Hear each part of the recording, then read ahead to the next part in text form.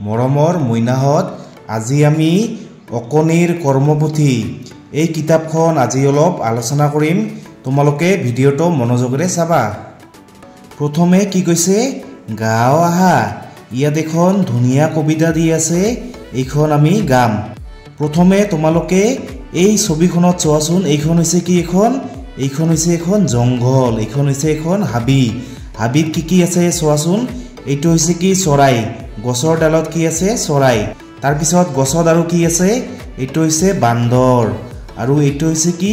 কেৰ্কেটুৱা। বান্দৰ, কেৰ্কেটুৱা আৰু চৰাই। ইহঁত ক'ত থাকে?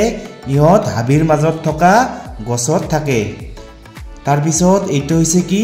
এইটো হৈছে এটা হাতী। কিমান ডাঙৰ এটা হাতী। এইটো হৈছে বাঘ। এইটো কি? বাঘ।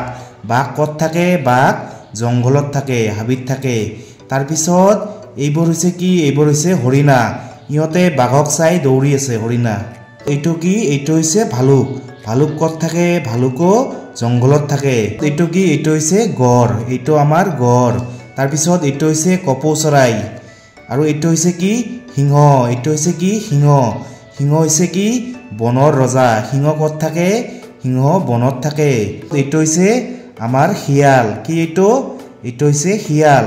তাৰপিছত ইয়াত চোৱাচোন, এইটো হৈছে কি? এইটো হৈছে পুখুৰী। এইটো হৈছে এটা কি? পুখুৰী। পুখুৰীৰ কাষত কি আছে? এইটো হৈছে ঘৰিয়াল। কি আছে? ঘৰিয়াল। ঘৰিয়াল ক'ত থাকে? ঘৰিয়াল পানীত থাকে। তাৰপিছত এইটো হৈছে কি? এইটো হৈছে কাছ। কাছ ক'ত থাকে? কাছ পানীত থাকে। এতিয়া আমি এইখন গাম। কি কৈছে? গাঁও আহা। বাঘ, সিংহ, হৰিণা বনত ঘূৰি ফুৰে। বান্দৰ আৰু কেৰ্কেটুৱা ডালে ডালে ফুৰে। ভাটৌ, কপৌ, হাইঠা, কুলি ৰং বিৰঙৰ চৰাই।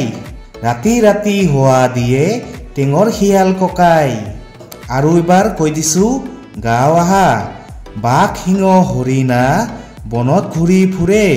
বান্দৰ আৰু কেৰ্কেটুৱা ডালে ডালে ফুৰে। ভাটৌ, কপৌ, হাইঠা, কুলি ৰং বিৰঙৰ চৰাই।